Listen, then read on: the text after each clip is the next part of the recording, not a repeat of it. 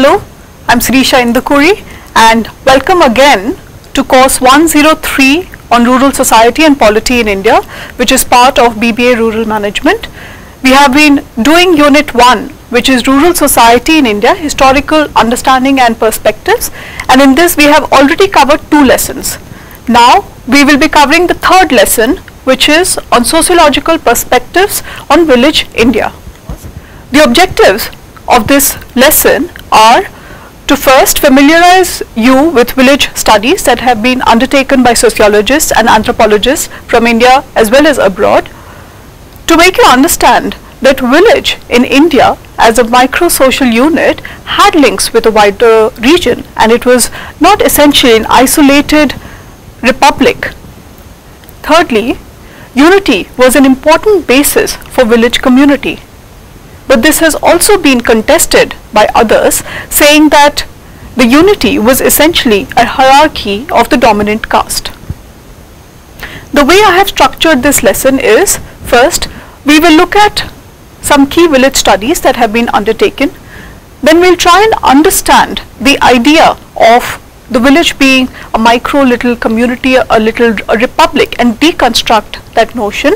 Then we will move on to understand the functionalist, structuralist view on unity of village and how this is contested by the conflict view.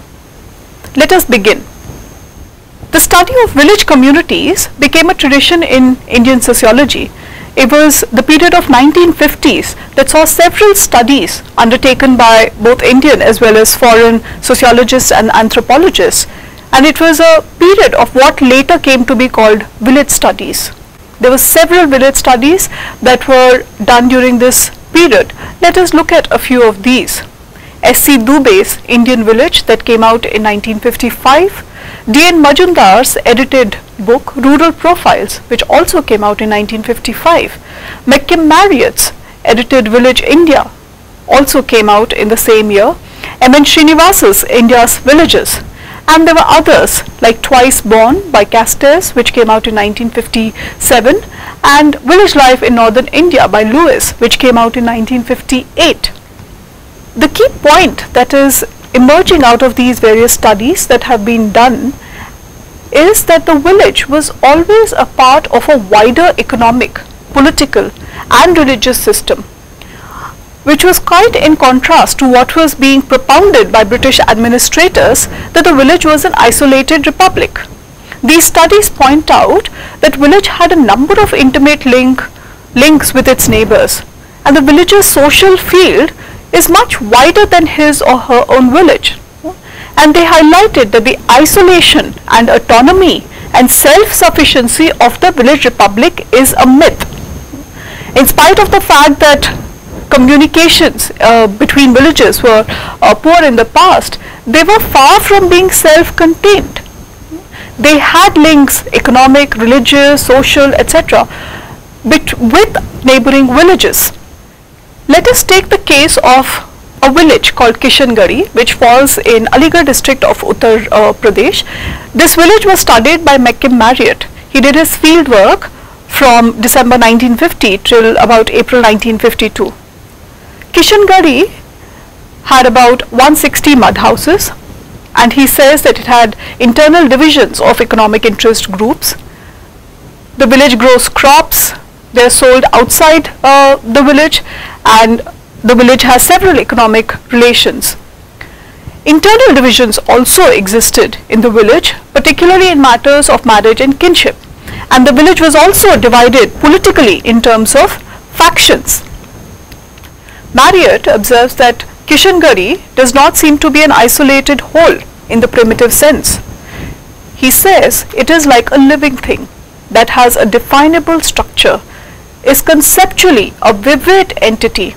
It is a system, even if it is one of the many subsystems within a larger socio-politico, religio-economic system within which it exists. Similarly, Andre Bete, writing about the village Sripuram, which was a village in Tanjore district where he did his field work, he emphasizes that at least as far back in times as living memory went, there is no reason to believe that the village was fully self-sufficient in the economic sphere, which indicates that the village did have ties with the world outside of it. Having said that, and the fact that the village interacted with the outside world did not mean that the village did not have a design of its own. What was the design of its own? There was a unity of the village that was underlined. But there are two viewpoints here.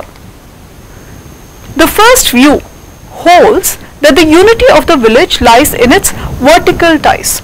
There is interdependence among different caste groups, which is seen in day-to-day matters and which is also seen in prominent ritual and other occasions. I'll use an example cited by M.N. Srinivas when he was studying the village Rampura in Mysore district. He explains that at the wedding of a peasant, all castes cooperate. The Brahman is the priest, the carpenter puts up the pandal, the goldsmith makes the ornaments, and so on. The potter makes the pots, the barber shaves the groom. Another example is from Kathleen Go's study of a Tanjore village named Kumbupette. She points out that the basis of the unity is the economic interdependence of landlords, of tenants, laborers. In everyday life, this unity of the village is actually hidden beneath the separate economic, social and ritual activities of each dwelling group. There are also other factors that actually command the loyalty of those who live in the village and lend the village its solidarity, like the fact that everyone in the village knows everyone's, like how agricultural activities, festivals, droughts, famines, etc. are of concern to all. Such unity actually may not be visible, but suddenly there can be an incident that demonstrates its existence. Let me take an example again from M.N. Srinivas. In Rampura, the village M.N. Srinivas studied, the government had suddenly passed an order that fishing rights in tanks all over the state would be sold by auction.